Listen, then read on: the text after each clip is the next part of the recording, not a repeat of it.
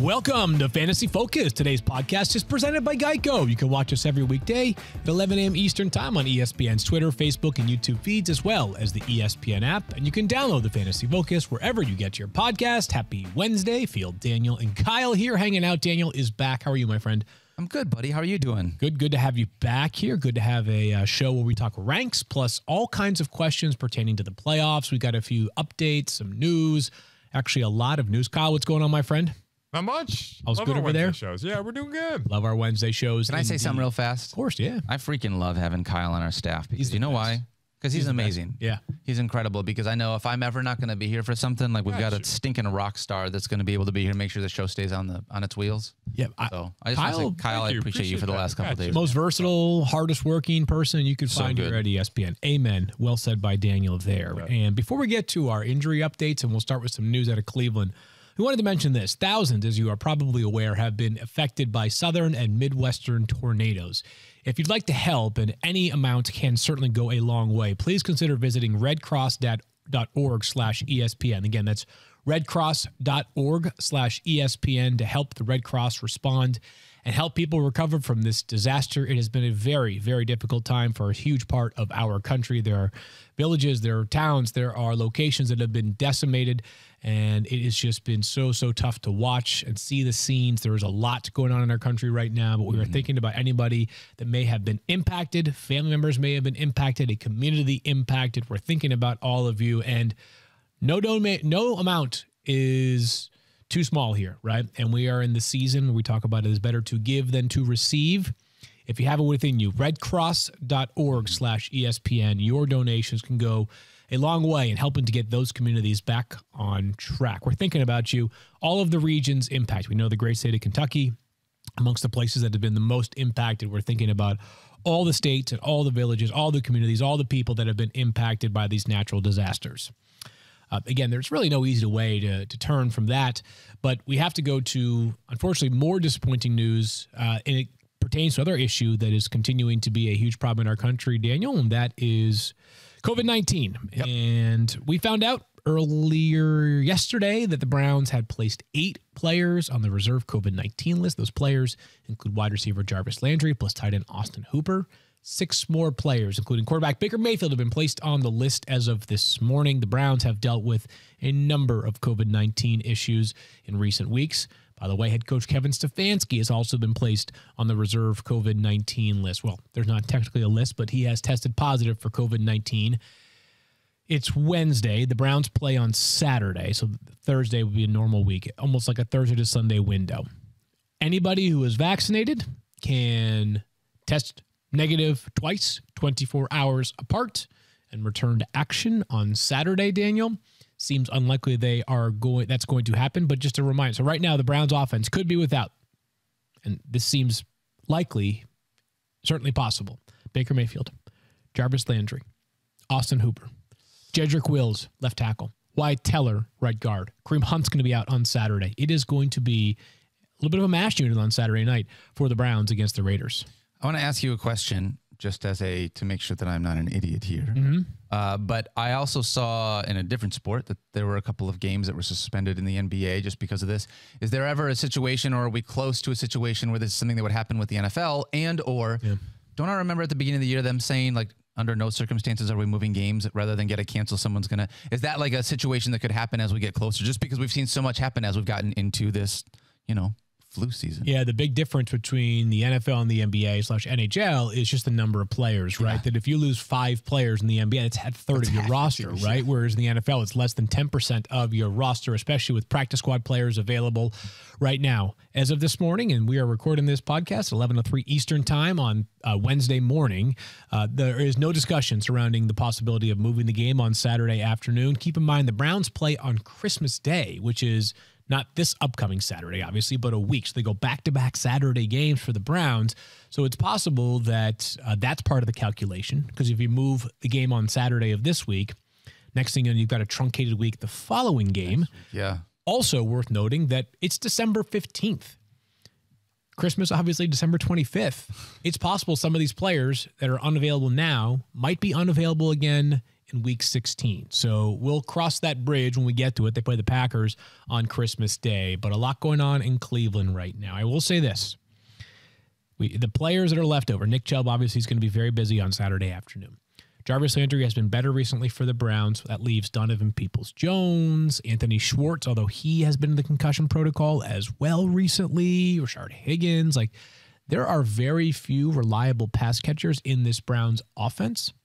David Njoku, as of right now, remains on the COVID-19 list, but if he's activated or if Harrison Bryant's available, you could see those kind of players contribute on Saturday. Right now, I would feel risky playing any Browns pass catcher on Saturday afternoon, absent of being a daily fantasy option. But I will say, just like the functionality of the offense, I think won't drop off that much at the quarterback spot. I'm not trying to say that Case Keenum's better than Baker Mayfield. Different conversation for a different show. Sure. But Baker is a quarterback that has had some ups and downs this year. And I was thinking about this morning. If you were to take the backup quarterback for every NFL team right now, and you had your option to choose any of them to win one game, and I'm not saying, like, I'm not saying Joe Flacco with the Jets roster versus Blaine Gabbert with the Bucs roster. Those are obviously two very different rosters. But, like, you could plug Case Keenum or anybody else into an average NFL roster. Which backup quarterback do you trust the most? And I'd make the argument it's Case Keenum. There are more talented guys, like Trey Lance is a backup right now. David But right Blau. now, right? Yeah. Like David Blau, yeah. It's probably Andy Dalton, Case Keenum, one of those guys. Minshew, that's a good one. That's a good one as well, Minshew. So it's probably one of those 3 or 4 type of players right there that fit that mold. I think Andy Dalton and Case Keenum are the clear number. I like Gardner Minshew too, but it's more about like the excitement around Gardner Minshew. Yeah. If you tell me fourth quarter, I need a 2-minute drive, like Case Keenum or Andy Dalton is a guy that I would trust as a backup. Like, they're phenomenal. Yeah. Those are guys. So anyways, the point is that, like, I don't disagree with what you're saying. I don't know that the overall functionality of the offense will drop that much. It's just so hard to have confidence in any single Browns player. As of right now, and again, this is right now, there is no healthy tight end available amongst their top 3. Hooper, Njoku, Harris, and Bryant, 2 of the 3 on the reserve COVID-19 list, and Bryant has been dealing with an injury. So tell you what the Browns need to do. What's that? They need to go to the waiver wire. They need to pick up a really large wide receiver, and they need to change him to a tight end. That's what we do in Madden all the time. Smart. Kelvin Benjamin's got to be out there, right? He's he is a fantastic tight end. By the way, I have Anthony Schwartz in one of my Madden leagues with my buddy Mike Rothstein.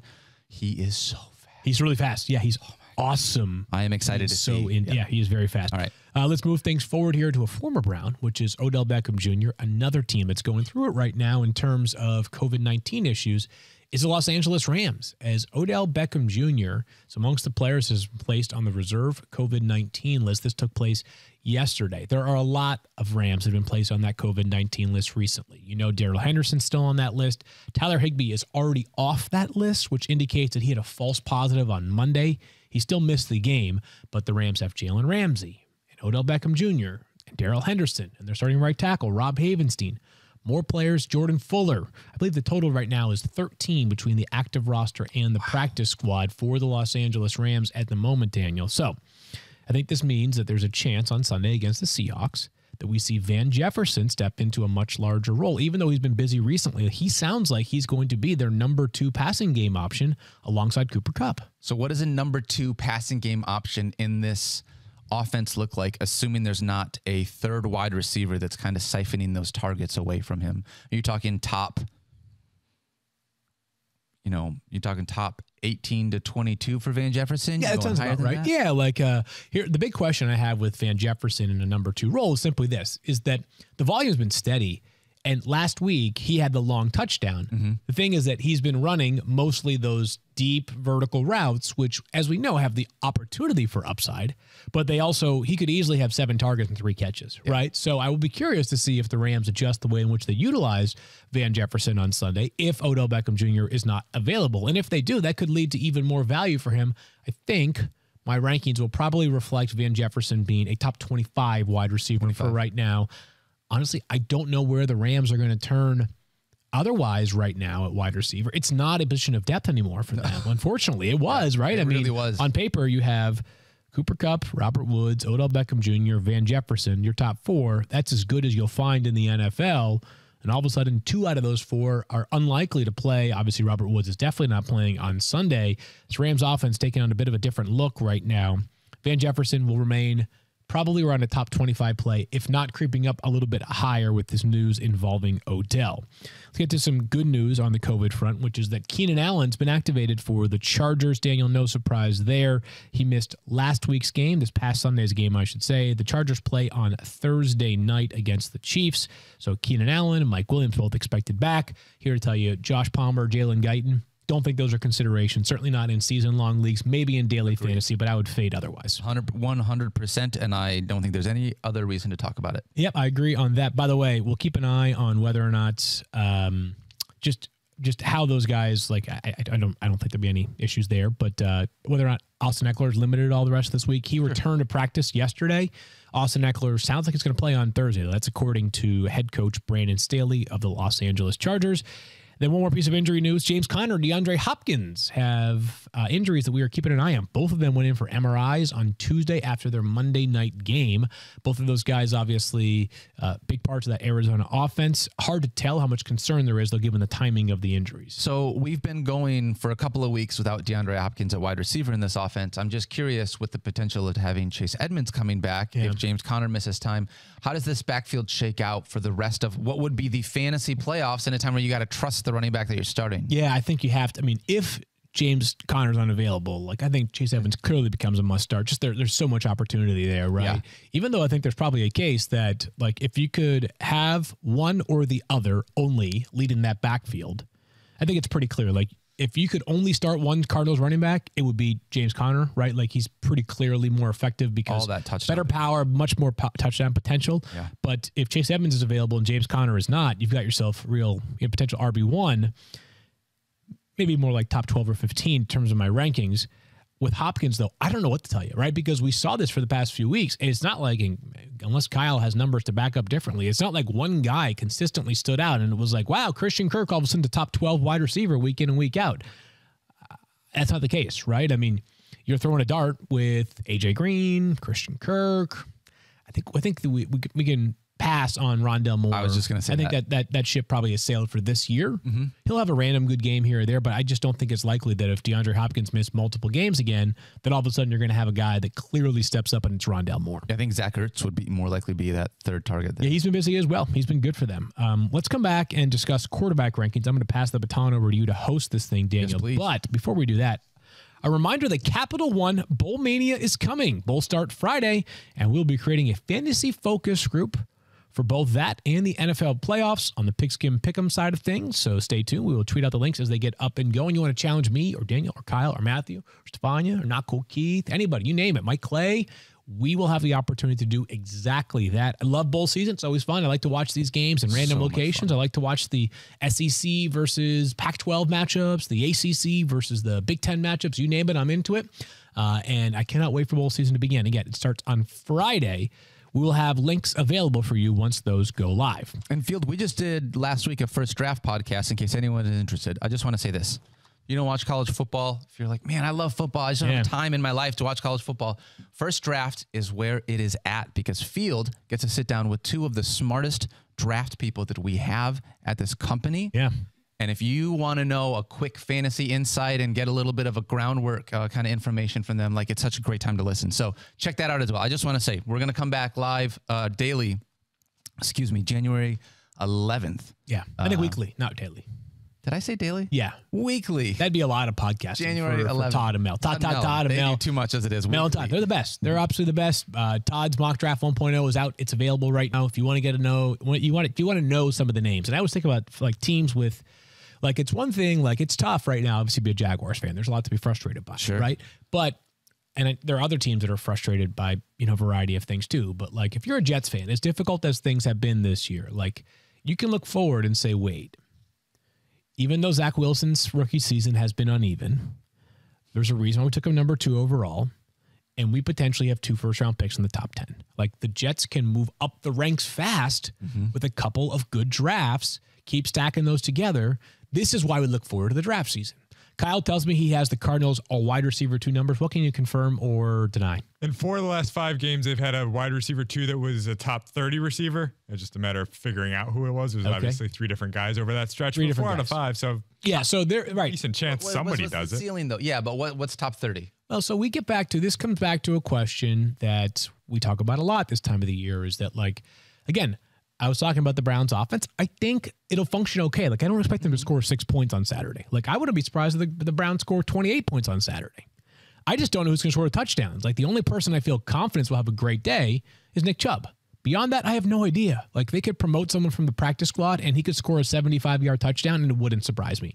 Yeah. That's fantasy football in a nutshell. You want to rank? Yeah, you want to do this? Let's do it. Let's do some ranks. Let's talk about some quarterbacks, Field. I want to talk about Taysom Hill first, because Taysom Hill, let me just say this. I started him last week in my CSS DFS lineup, and first little bit of the game, I was a little nervous. Yeah. But, man, the guy just comes on in fantasy. First 75% of the game, you were nervous. Not just a little bit. Yeah, you're right. But he just comes on in fantasy every single week. This week, though, he gets the Tampa Bay Buccaneers. In 6 starts, he has over 17.5 points in each of those starts. But Tampa's a good defense. You have him inside your top 10 this week? I do, and I just am trusting the numbers here, right? Is that, like, it's probably going to be ugly for Taysom Hill, and yet I have a hard time, like, defying it. I'm sure there's going to come a point where Taysom Hill does not have a fantasy start with 17.5 or more fantasy points in that game. Sure. That being said, I know the Bucs are a really, really good defense. I'm totally aware of that, and, like, I'm nervous a little bit here. But this is a week in which we got a lot of weird, like, we got a lot of quarterbacks trending in the wrong direction right now, right? Like, we've got Lamar Jackson banged up and not playing as great recently. Patrick Mahomes not playing as great recently, right? I mean, he's still Patrick Mahomes, but 3 of his past 7 games, 0 passing touchdowns. There have been far fewer quarterbacks that have been on a heater recently than there have been in most years. Josh Allen's banged up right now. Like, these are just amongst the examples of players that are not necessarily the same level of lock as they were. Russell Wilson, who's calling him a lock these days, Absolutely, right? So, Taysom Hill, going back to it, right? Like, he's going to get rushing attempts. And if you just count on 10 rushing attempts from Taysom Hill, I'm expecting that to result in somewhere around, like, at minimum 40 rushing yards. And that's a 4-point head start. I do think there's a chance that this game is not as close as their previous meetings have been. Obviously, New Orleans has won 3 times against Tom Brady in the regular season since he's become a Buck. He's never beaten them in the regular season as a Buck. I don't know this game is quite as close. New Orleans has just been so limited by injuries recently. But he'll find a way, man. Like, I can't tell you specifically how it'll happen. I just expect Taysom Hill to find a way. Totally agree. And, like, there are other quarterbacks that, you know, whether it's a Dak Prescott or, as an example, like, there are other quarterbacks that might, on paper, seem like a safer bet. I think Taysom Hill is starting to emerge as one of those safer bet players. I expect Tampa to score a lot of points, and as a part of that, we've seen Taysom Hill put up starting quarterback numbers even when he throws 4 interceptions. Yeah. Right? So even if they get down, you know he's going to be heavily involved, whether the dump-off passes or taking shots or using his legs. So I like him as a top 10 option as well. Let's talk about Big Ben. Over 19 fantasy points in 3 of his last 4 games since missing week 10 Field. Taking on the Tennessee Titans this week, is there any chance that you see him as somebody here in the start of the playoffs that you're like, here's a streaming option for me, or you think you're fading Ben mostly this week? So I thought about that, and I was leaning that way at first. And why I decided to change things up is because this Titans offense right now, as we know, is predicated upon running the football. It always was, but right now it really is, because there's no A.J. Brown for at least one more game. And so I was trying to figure out, like, could the Steelers fall behind 21-0 in this game, which has been what's ailed them over the past few weeks, right? Part of why Ben's has been resurgent is you get down huge against the Vikings, 29-0. You get down big, or you're in a shootout game with the Chargers a few weeks ago, right? You allow 40-plus points in back-to-back games. Like, this Pittsburgh offense is throwing because they have to, not because they want to, right? They have made it very clear what they want to do. Tennessee strikes me as a team that's more likely to win because They grind out long drives and they maintain a 10-point lead consistently as opposed to a 30-point lead, right? Even their game against Jacksonville last week was not super close. I mean, obviously Jacksonville didn't score a point, but it wasn't like it. I mean, the final was 20-0. I'm pretty sure, and Kyle can correct me if I'm wrong here, I'm pretty sure it was 10-0 at half, right? So like that game was a little slower in terms of the electric plays on offense from Tennessee than I think it might be in other games. Confirmed 10-0 at halftime. So my point is that I think this is a low-scoring game. Yeah. A lower scoring game, right? Like Pittsburgh certainly is capable of putting up points. Tennessee is as well, but I expect this to be the kind of game that if Tennessee wins it, it's more like 21-16 as opposed to 34-29, which has become like a pretty regular occurrence for Pittsburgh over the past few weeks. Score a bunch, but let up even more. Yeah. I don't want to trust Big Ben going into my playoffs. It is tough, though, because when I look at him and I look at some of the other streaming options, I love the idea that he's got Najee Harris, Deontay Johnson, Chase Claypool. Yeah, you got options. Freiermuth. Like, he's got so many more options than some of these other guys. But I'm with you. I just don't like him as much this week. All right. Let's talk about Patrick Mahomes, right? Mm-hmm. Since week 11, quarterback 23 on a per game basis, 13.5 points per game. That's behind. Do you know who that's behind? Tell me. Zach Wilson. Really? Zach Wilson, Patrick Mahomes, since week 11. That's absurd. Is averaging fewer fantasy points at quarterback than Zach Wilson. Field, fantasy playoffs, win or go home. Yeah. Can you bench a guy like Patrick Mahomes, knowing what he can bring in spite of the struggles that he has had recently? It would take a pretty unique circumstance for me to bench Patrick Mahomes. The only quarterback that I think has been largely available in recent weeks that was a conversation is Taysom Hill. Yeah. But because I expressed some skepticism about Taysom Hill's matchup, like acknowledging how good Tampa Bay is, that would be the reason why I would still lean towards Patrick Mahomes. And I think part of the reason why I'm confident is not just because he's Patrick freaking Mahomes and he still has a lot of upside when he plays really well, is that I don't think this is going to be the kind of game where the Chiefs can win and the offense can sputter. They have played phenomenal defense over the past 5 or 6 games. I think there's a chance on Thursday they're tested in a way they haven't been tested in quite some time defensively. Sure. I don't know that they're beating the Chargers 17-10, right? I think more likely they're going to beat them, if they do beat them, 37-30.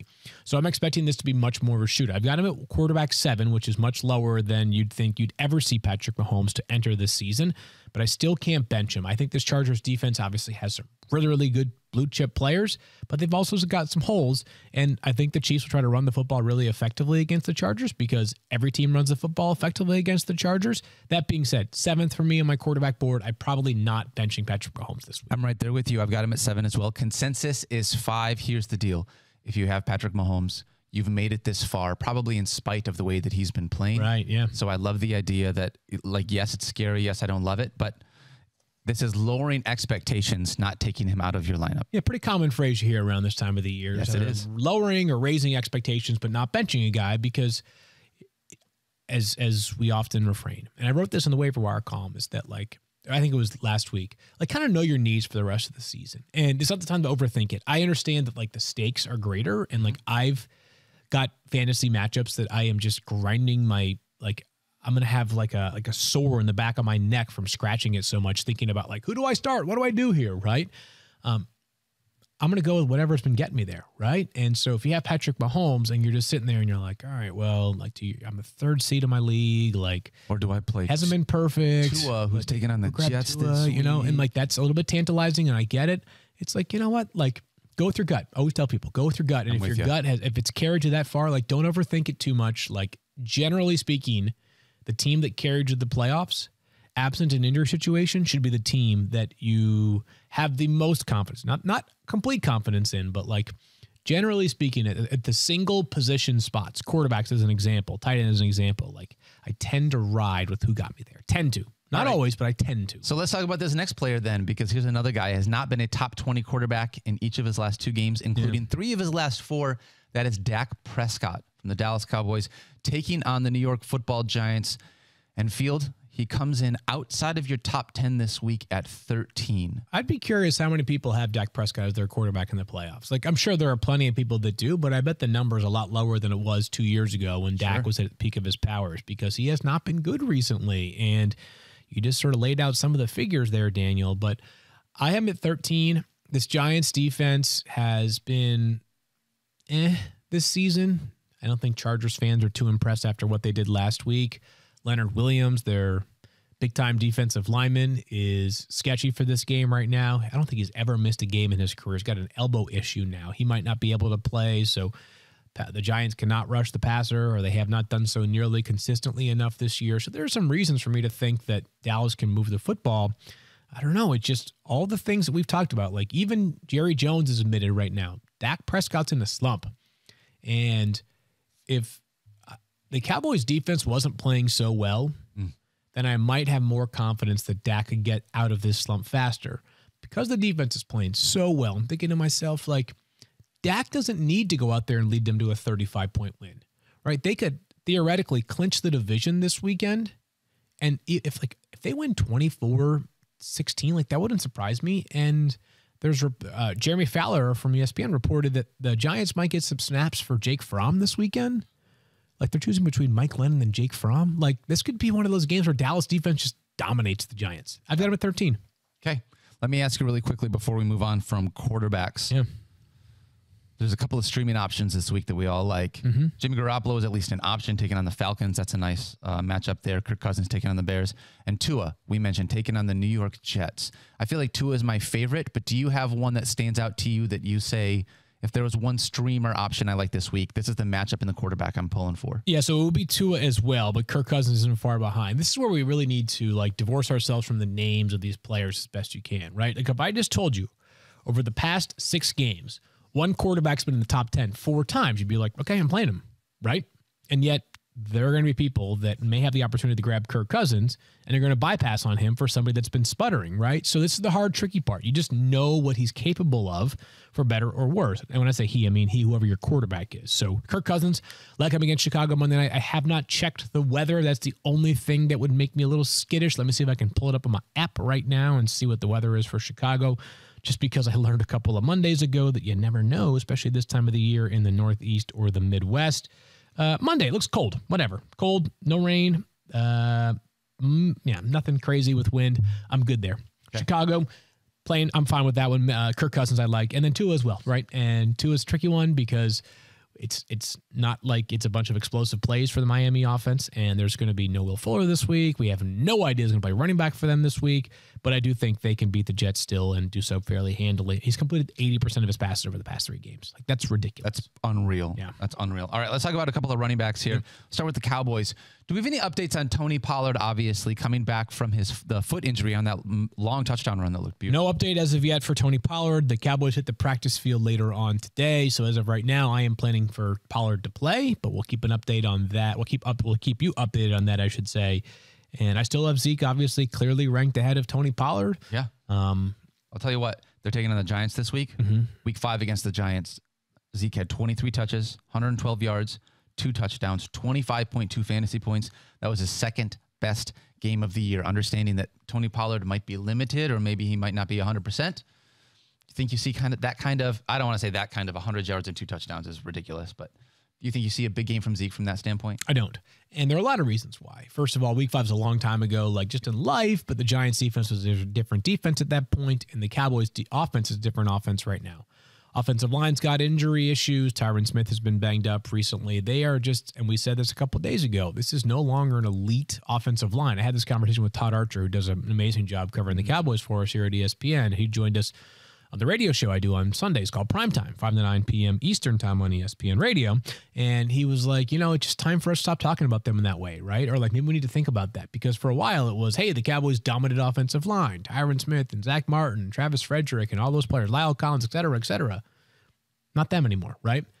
And then Zeke is obviously dealing with something. Stefania told us on Sunday it's a PCL injury. And yes, he's still powering through and he's not going to sit. Not the same player right now. And maybe he never will be, but maybe he will be. And this is just a real legitimate injury. And you just look at the way the Cowboys managed him last week. Last week, he was on the field to start the game. No Tony Pollard. And there was then a stretch where Zeke was like a ghost for a while to the point that I was like, did I miss an injury update on Zeke? And I don't know if the Cowboys, because they had a big lead, 24-0 over Washington, were like, hey, let's just be smart here. We'll take the bigger picture approach. But they eventually brought Zeke back in when the game got closer. It wasn't like he was particularly effective. But if the Cowboys are managing Zeke's snaps, like what if they do get up big against the Giants? And by the way, last week they got a big without Zeke doing a ton. You're right.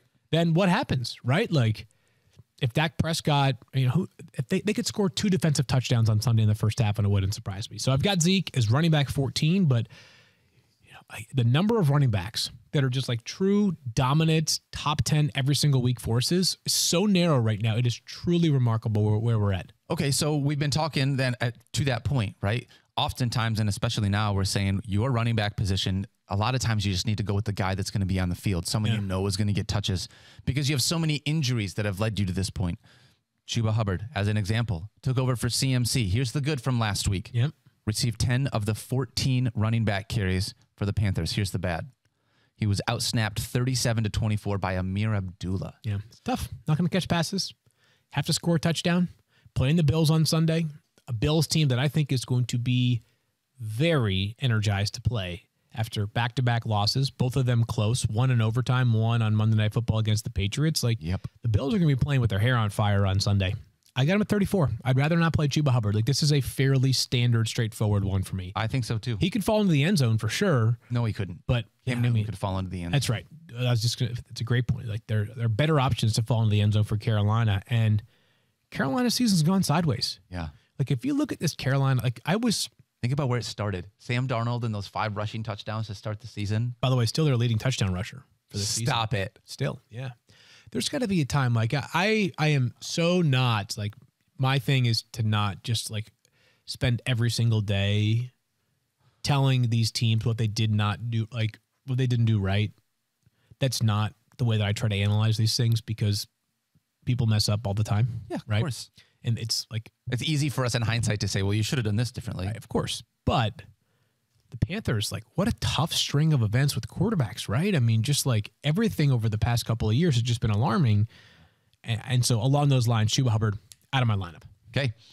James Robinson taking on the Houston Texans. I like that matchup. Here's what I don't like. Yeah. 4 straight games with under 12.5 fantasy points, under 60 yards rushing in 5 of his last 6 games. Field consensus is 22. You've got him at 26. So he's kind of a flex option for you. But talk to me about James Robinson this week, because it's a tough one. Can you pull, when's the last time James Robinson had 3 catches in a game?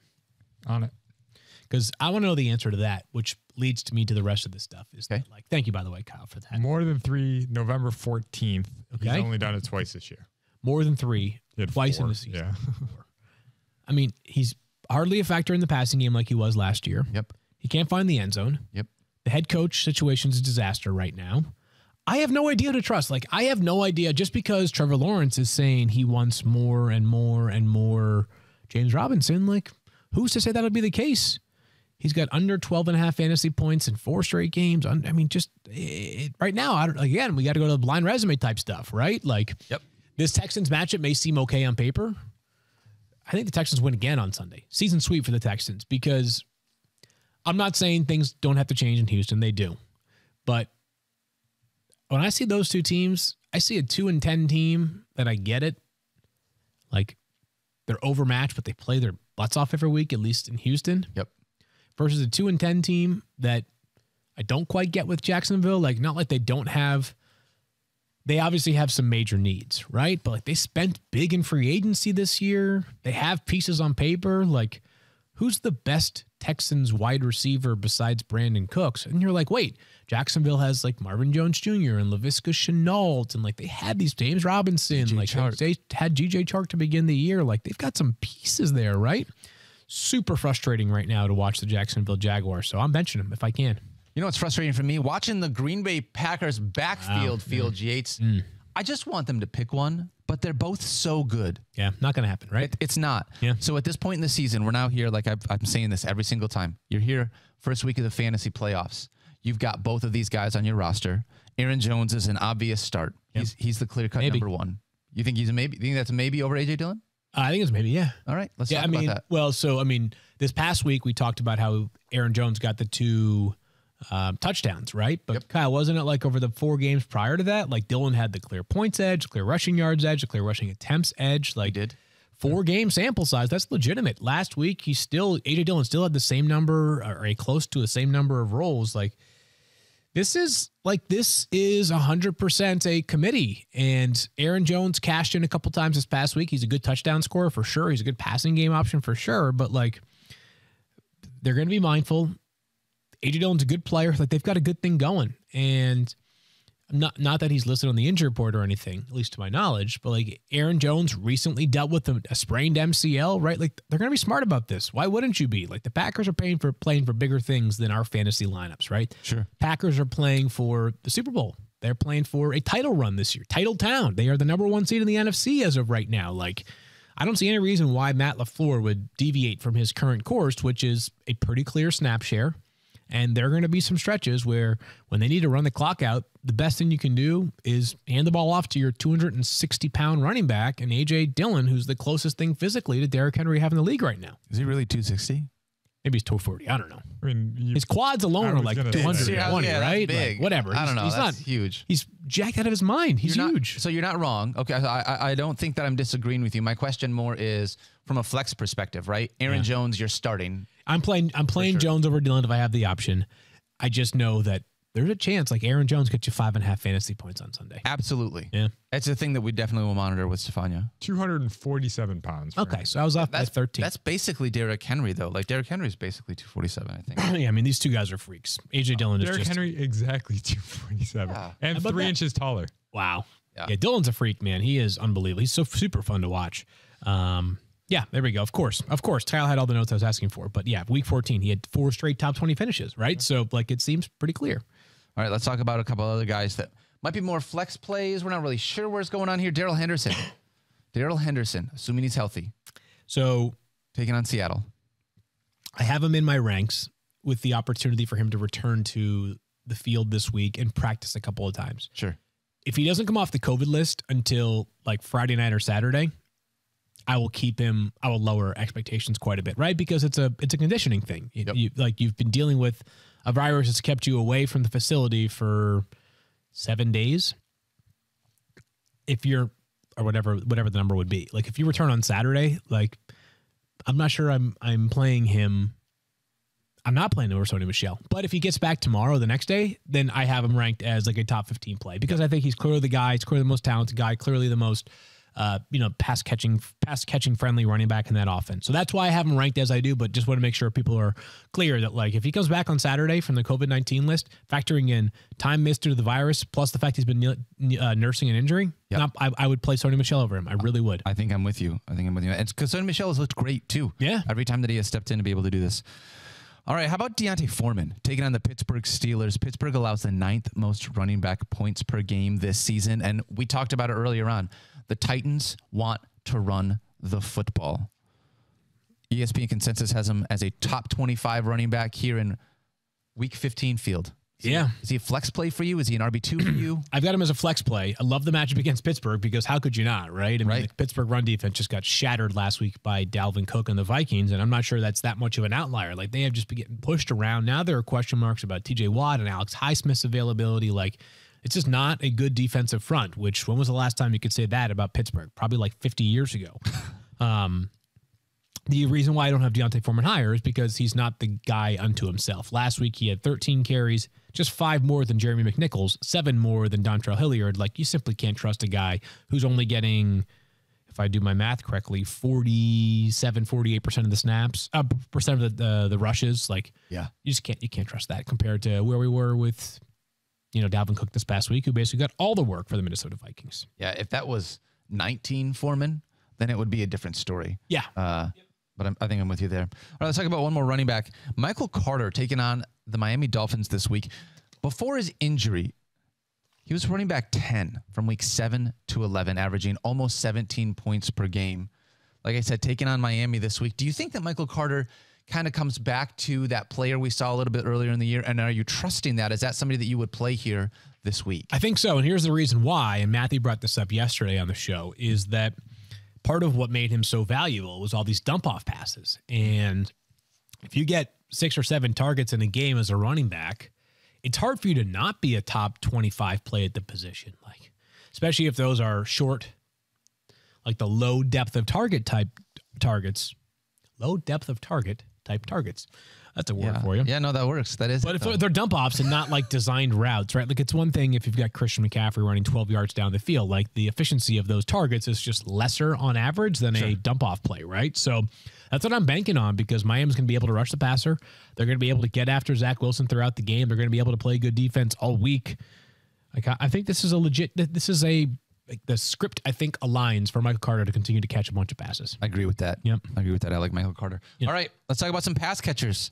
Jamar Chase taking on Denver, at least 8 targets in 5 of his past 7 games. Field, it's been a little bit up and down after a really strong start. Yeah. However, he's a guy, fantasy playoffs, you're trusting him this week as in your wide receiver spot without much question. Have to. And last week, he was the Taysom Hill of wide receivers last week because it was ugly for a while. And then in the fourth quarter, he had 3 catches, 62 yards, and 2 touchdowns. And you know, we did a couple of things that, like, how many wide receivers in the NFL can do what a 21 or 22-year-old rookie is already doing? It's quite remarkable what Jamar Chase has become for this Cincinnati offense.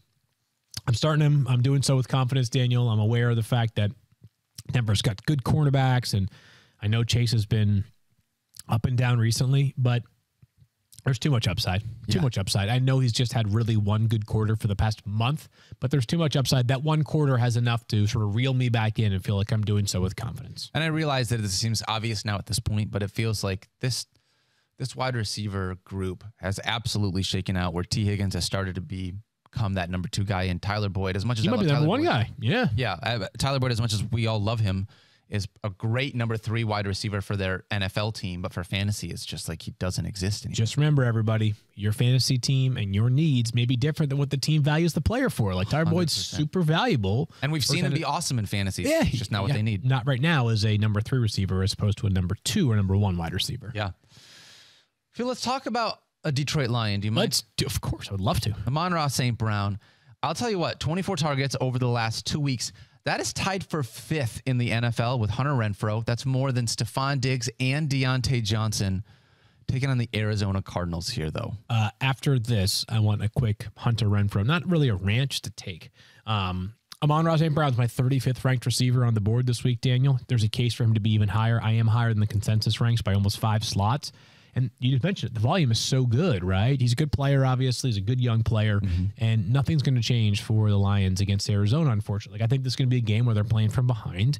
If they're playing from up front, I will be so happy. I won't care about my ranks being off here. I just think the volume is going to continue to be steady for Amon-Ra St. Brown. Like, I don't know. I mean, like, at this point, there was a time when, like, a Lions pass catcher was a little bit of a dart throw, right? Sure. Right now, it feels like it's become clearer and clearer that it's going to be St. Brown, especially if there's no T.J. Hawkinson, especially if there's no DeAndre Swift or Jamal Williams, which it's too early to tell whether that's the case. But, yeah, St. Brown will be – I have a hard time seeing him moving down in my ranks this week by much at all. Agreed. I think the hardest part for me is just the fact that offense has lower scoring potential than others, but the whole point of – when you're down by a whole lot, you get a lot of targets, which is why he's had 24 targets over the last 2 weeks. So, all right, quick Hunter Renfrow thought. Do it. He's awesome, right? He's great. Amazing, right, Dan? Right, Kyle? He's awesome. As good a value as there is in the league right now. And now it's like, okay, stop telling me he's underrated, guys. Anybody who talks about Hunter Renfrow is like, Hunter Renfrow is so freaking awesome. Except for like the 20% of the conversations that are like, Hunter Renfrow, underrated, most overlooked player in the league. It's like, we all talk about him all the time. Yeah. Like he's literally like the 10th highest scoring wide receiver in fantasy this year. He's like 6th in the NFL in catches. Like, I don't know how you can be 6th in the NFL in catches and just flying under the radar. Am I missing something here? No, is that our fantasy bubble to some degree, though? Perhaps. Like, it could be. Marisa has no clue who Hunter Renfrow is. Okay, but like, does she know who Jalen Waddle or Jamar Chase is? No, but she knows like DK Metcalf. Like, she'll know the big names. Yeah, I think to some degree it's our niche. Okay. He's a little I don't want to say overrated, overtalked about. Overlooked. Yeah. He's overlooked. He's overlooked by the general public. Okay. I think we're not the general public. You're bringing me back down to earth. I just feel like the bubble that I live in, it's like he's so overlooked. And I'm like, the people that are talking about him being overlooked are talking to each other. They're not talking to Marisa in the outside world, right? You know, like he's awesome. Like, I'd rather spin the narrative to like, where does he rank amongst the best wide receivers in football right now? Or, he's extension eligible this offseason. How much is it going to cost the Raiders? Because he's going to make a whole big old bag, right? Like, what a great, like, the Raiders have had some draft misses, but they deserve tons of credit for the 5th round. Like, hello, Hunter Renfrow. Like, just an awesome football player. How much of that is because when you talk about him being underrated is because he just doesn't have the same talent or size or natural, gifts or ability that some of these other big athletic freaks have? Like, how much of it is that? Well, let's be honest. I mean, it's because if you saw him in Walmart, you'd be like, oh, does that guy work here? Right? Like, that's not like, that's just how it is, right? Like, if you saw DK Metcalf, you'd be like, oh my God, is he like an Olympic athlete? Right? Yes. Like, it's just the way it goes, and that's how we interpret things. So yes, I'm going to go with Hunter Renfrow being awesome. How's that? And worth about $15 million a year next year. That's what I'm thinking as well. I love it. Might be too much, but who knows? I think he's worth $15 million a year. All right, let's talk about some Cowboys wide receivers. Amari Cooper, taking on the Giants. We talked about Zeke a little bit earlier. We saw Cooper get in the end zone last week. ESPN consensus has him at 18. You have him at 19, just inside your top 20. Feeling comfortable that we've got to the point where, despite what Dak is doing at quarterback, despite some of those struggles, Amari Cooper and CeeDee Lamb are two guys that are going to be top 20 wide receivers every single week, and you're feeling comfortable about it. It's a tough one for me. Like, really? I've got him to the top 20, but I don't feel super comfortable with it, right? Not because I don't love the talent. He's obviously so talented, right? He's amazing, but the numbers bear out, right? You have to go with the numbers at some point. Like, early in the year, you can write it off and you can say it's going to get going, but when he's got just one top 20 finish in the past 6 weeks, just one top 20 at the position, one top 20 finish at the position since week 8. So that's 8, 9, 10, 11, 12, 13, 14. 7 weeks. I had to count that one out. Sorry, not good. No, that was okay. And it's like, how can you not trust Kyle's numbers there for you? So I don't feel great about it, but I just know that, like, if the decision is between Amari Cooper and, I don't know, insert other wide receiver, Amon-Ra St. Brown here, like, with all due respect to Amon-Ra St. Brown, who has been better over the past couple of weeks, like, I'm still going with Amari Cooper. I think that's a thing. So I think I've sort of lowered expectations on Amari Cooper, but he still plays in an offense where he could score any given week, right? And he still has an awesome quarterback. You look at what the target count last week was. CeeDee Lamb had 10 targets. Michael Gallup had 9. Cooper had 7. Zeke had 6. But to that point, I'm going to play him based on his talent and that offense over a guy like Amon-Ra St. Brown, because I just think there's more upside and there's more possibility for him to be able to get in the end zone and have a bigger game there. Also, I thought that 9 targets for Michael Gallup was pretty cool. I like that. That was cool. Heck yeah. Just a aside. Hollywood Brown taking on the Green Bay Packers. You know what, Kyle? Let's just start with you. Tell us why you think that Hollywood Brown is a top 20 wide receiver this week. I mean, he's getting the volume, and I don't think Lamar Jackson is this bad of a passer of what we've seen lately. And I think Green Bay is going to put up a lot of points. Oh, okay. Well, that's convenient. Naturally, hopefully that's more points than the Ravens. Yeah, more points than the Ravens. But I think Hollywood could be a part of it. 4 straight finishes outside the top 25. He's getting tough to trust again. It's this ADOT thing where you have fluctuating roles, fluctuating passing. Do I trust it? Do I not? I think I'm playing him, though, in a fantasy matchup. I think I would play him with the playoffs on the line. I think I'm putting Brown in. I'm not feeling great about it, but I'll start him. What if, I mean, we don't see any reason why that Lamar Jackson wouldn't play this week, though, right, Field? He would just be limited? No, he might not play. I mean, John Harbaugh continues to say he will play. But, I think until we know for sure on Sunday, I would say I'm a little... John Harbaugh trustworthy, Field? Trustworthy is a strong word, but of course he is. Yes, no, John Harbaugh 100% is very trustworthy. I just think that there's a chance that, his ankle, it's an ankle. It's a low ankle sprain. You got to keep your eyes out for that one. So I'm going to go with he plays, but I'm reserving the right to... I think there's a chance he doesn't play. I think there's some chance. I don't know if it's a good chance, but there is some chance. Is there a chance you're benching DK Metcalf this week? Yeah, there is. There is. I mean, he's taking on the LA Rams. Yeah. I'll tell you what. Russ hasn't helped. Tyler Lockett hasn't helped because Tyler Lockett's looked pretty stinking good. Yeah. And it looks like DK's sort of, I don't want to say forgotten, but it's not the same. Over the past 5 games, where would you estimate DK Metcalf ranks amongst wide receivers? Probably 5 games, probably wide receiver 40. I hate to say that. Wow, I wish. Wide receiver 70 for the past 5 games. Are you serious? What are you talking about? I'm not lying. Seriously, though. I mean, this is one of those things where you talk about blind resume, right? 5 games. This is not one game. This is not an outlier. This is not like... It's not about how good or bad DK Metcalf is. You know how, but like there's something in this offense and the way that this team is running. How do you start a guy that's wide receiver 70 after the last 5 games in your fantasy lineup? Crazy. It's crazy. So I'm at 23. It's probably as low as I've been on DK Metcalf all season, other than when Geno Smith was in there. Yep. It's still tough to bench him. Still super tough. He's DK Metcalf, and earlier this year he was scoring a ton of touchdowns. But recently he has not been scoring touchdowns. So I've got DK Metcalf at wide receiver 23. The good news, here's the good news. He hasn't been scoring touchdowns, but Mike Clay, who's much better with these metrics because he literally creates them. Does make them, yep. Has something called OTDs, which is opportunity for touchdowns. I bet he has a better figure for DK Metcalf's OTDs recently because he has 7 end zone targets over the past 6 games. So I'm going to fall back on that and say I'm not totally out on DK Metcalf. Okay. But there have been some concerning metrics over the past 5 weeks. Okay. Speaking of concerning metrics, Terry McLaurin taking on the Philadelphia Eagles, another guy that has just struggled. Taylor Heineke has not looked fantastic. He has McLaurin left last week early. Yeah, concussion. Yeah, so we don't have full play. Yep. And Taylor Heineke is not certain to play. We expect him to. Kyle Allen reportedly placed on the COVID-19 list just moments ago. Their backup quarterback. So obviously they're dealing with a lot of COVID issues in Washington right now. But who would their backup be? I believe they have, we were talking about this yesterday, Steven Montez on the practice squad. He is a rookie or second-year player from Colorado, and then they just apparently are reportedly signing Jordan Ta'amu, who was the XFL quarterback, the guy who played at Ole Miss back in the day. Yep. He is being added to the practice squad, it sounds like, as of right now as well. So, yeah, it's limited. So, anyways, you factor in that, the quarterback uncertainty. You can't not factor that in. You don't know if Terry McLaurin's going to play, but let's assume he does, right? What about the fact that he could drop Darius Slay-Shadow? Which Mike Clay will have more information on that tomorrow, I'm sure. I think these teams, have they played yet? Or is this they did the 2 times in the last 4 games. I think they do play each other twice over the next weeks. I think that is correct. He's also been outside the top 35 of the last 6 games. Another guy outside the top 30. Makes no sense. By the way, our producer, our director, Brian, right now is watching this. Like, yeah, he's an Eagles fan. He's like, yeah, we play him twice over the next 4. We're going to spank him too. That's right. Eagles could go 10-7.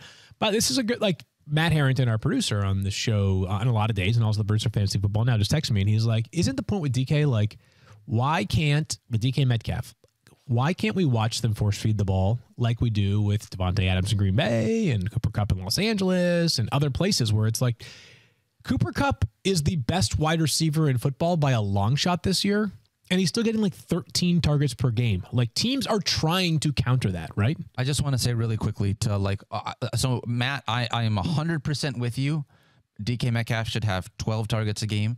As somebody that watched Calvin Johnson, one of the best wide receivers ever, with Matthew Stafford, and the way that Matthew Stafford is now able to get Cooper Kupp the ball 15 times a game. Unbelievable. Why could we not do that with Calvin Johnson? That's what you should be doing with DK Metcalf. Let it out. Every single game. Every game you should do that. I've got a theory here. It's going to make this one game more special for him to go with what you're going here. Okay. He scored twice against the Rams the first time around. He turned 24 years old yesterday. Okay. Is Russell Wilson giving him a birthday gift with all the targets he can handle this week for your fantasy playoffs? He's giving fantasy managers a birthday gift. He's giving DK Metcalf a birthday gift. All of everything. Seahawks win big. DK goes off. How's that sound?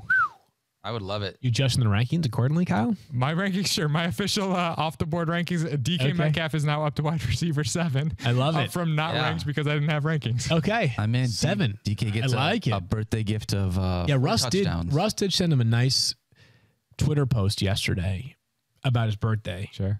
It's really interesting because, like, we'll get back. We have a few. We only have like 1 player left anyway. So, like, Russ has been sending all these signals like, oh, you know, like the best is yet to come. Like, can't wait to ball out for years and years and years with this guy. It's going to be so weird when Russ is not a Seahawk by like April, you know, like, or at least if I had to guess, right? Like, yeah, I feel, I don't want to say I feel bad for Seahawks fans, but I have a fair amount of friends that are Seahawks fans. Yeah, totally. And it's, you know, whenever a team loses for any team, whenever a team loses what has been their franchise quarterback. And it's like, all right, we're going back into it. As a team that has not had that franchise quarterback that's been like a playoff caliber guy for, the roster sucked. It's not Matthew Stafford's fault. But like, it's a thing, man. Like it's tough. Yeah, it's really tough right now, man. It's tough. It's enjoy what you have. Be thankful. Realize how good you have it when you have it. Be thankful for the things that you have. 100%. Let's get to a couple more here, Daniel. You want to do that? Let's talk about Michael Pittman. Okay, this is a good one too because, and I think Mike Clay will have more on this tomorrow. Okay, so we'll make sure that we leave some meat on the bone. But they play the Patriots on Saturday. Again, 2 games on Saturday: Raiders, Browns in Cleveland, Patriots, Colts in Indianapolis. So that's the nightcap. J.C. Jackson's a bad man. He's a bad man. Right now, like the likelihood of you completing a pass when targeting J.C. Jackson is less than the likelihood of you not completing a pass. So really, not good idea to throw it his way. And there sounds like there's a possibility of a shadow. So I've got Michael Pittman at 24. ESPN consensus ranks are 27. Matthew has him at 30. Maybe a little bit of maybe an opportunity for me to readjust my rankings a little bit here. A little bit. I wonder, Field. Yeah. I think that's a little high for me. I mean, he's got a good target share, right? 24.2 target share. That's legit, right? Let's do this live. Field, you've got him at 24. You've got Brandon Cooks at 25. You want Cooks over Pittman? Against Jacksonville, yeah, I do. I should probably do this. Okay. How about Devontae Parker against the Jets? Yeah, probably should move behind them too. Yeah. Chase Claypool against the Titans. How far are we drifting? Yeah, that's one more. Okay, one more. But we're getting to the close point, though. Gage against the Niners? I'll stick with Pittman over Gage. So I agree with that. 27, 28, somewhere in that range. Just a slight discount just because of, again, J.C. Jackson's a real deal. The Patriots have been awesome defensively, obviously. The Colts, I think, they are going to want to run the ball. They're going to be their strategy every single time. I know, believe it or not, right? But fun game on Saturday night. Looking forward to this one. I want to say this one more time, and I know nobody else cares but me, but I also drafted in this fantasy Madden league that I do with Mike Rothstein. Sure. Jonathan Taylor is my running back. Are you undefeated? I actually lost 3 games this year. What? We implemented a bunch of pretty strict rules because we've been playing for so long, even playing on all Madden. Like you just learn certain things that it's pretty easy to do. Humble brag. So we've made it it's not a humble brag when you've been playing for 12 years and you're not very good. But we made some rules so that you couldn't do certain things. But Jonathan Taylor is just amazing. Oh my gosh, I freaking love him. I loved him already, and now playing with him in Madden, it's just fun to be able to. Of course, it's super fun. Play with players like that. All right. Actually, is like legitimately as fun to play in Madden. Actually, more fun to play with in Madden than he is in real life right now. Is Kyle Pitts, Daniel? Absolutely, dude. Oh. As a tight end, especially the speed that he has, that freak physical ability. Last week was his first top 10 finish since week 7. Field. That's not great. But we're glad that he was inside the top 10. Do you see him this week against San Francisco in a good matchup? My thought here is some, but not enough. That's what I keep coming back to with Kyle Pitts. And here's the reason why. He's got 5 or more targets in 10 straight games. Okay, like you do the math over the course of a season, that's at least 85 targets in a 17-game season. It's not ignoring him, but it's also not featuring him as much as you'd like, right? You like that. So some, but not enough. And I want more. I want more from the Falcons. I want more from Kyle Pitts. He's so talented. And I think probably at this point of the season, if you're banking on something that clearly hasn't happened through the first 14 weeks, then the guess is that it's not going to happen week 15 or 16 or 17. So he is inside my top 10 at tight end, more because of the fact that there are so few tight ends once again. His last red zone target, not even an end zone target, but a red zone target came in week 9, all the way back in week 9 against the Saints. He had 8 red zone targets, by the way, in the first 5 games of the season. It's weird. It's bizarre right now. I don't know how this Falcons team is 6-7. I have no idea. Good on them. But, man, tough watch. They play at San Francisco on Sunday. I really hope Kyle Pitts gets the ball more frequently. Me too, man. That whole it's and I know I was just talking about Rothstein, so I apologize about this, but like I know we made jokes during the year, but like for him to go from covering the Lions to then covering the Falcons, and like even though the Falcons are 6-7, it's been such a crazy season for them. Yeah, it has been. Matt Ryan is not good. They're not using Kyle Pitts the way that they should. Like Cordero Patterson is crazy. I freaking love the idea of positionless football with Cordero Patterson. He's like the best, man. Him and Deebo Samuel. Like, yes. Let's figure out. It's going to be awful for fantasy to figure out what that means. Like when guys start doing hybrid wide receiver running back roles. Right. But like just an offensive weapon, yeah, just put the ball in his hands and do it. I freaking love that for Cordero Patterson. I'm with you on that. And at least Mike's got to live in cool places. Like I'm a Detroit stan and I'm an Atlanta fan as well. Like these are cool places to live for Mike. So that about wraps it up. Anything you want to get off your mind right now, off your chest? You know, I went down to New York last weekend to see a couple friends of mine. My friend Kaylee, who I knew for a long time back home from Michigan. I grew up with her and her boyfriend Addison. My girlfriend Rosie and I went down there to see him.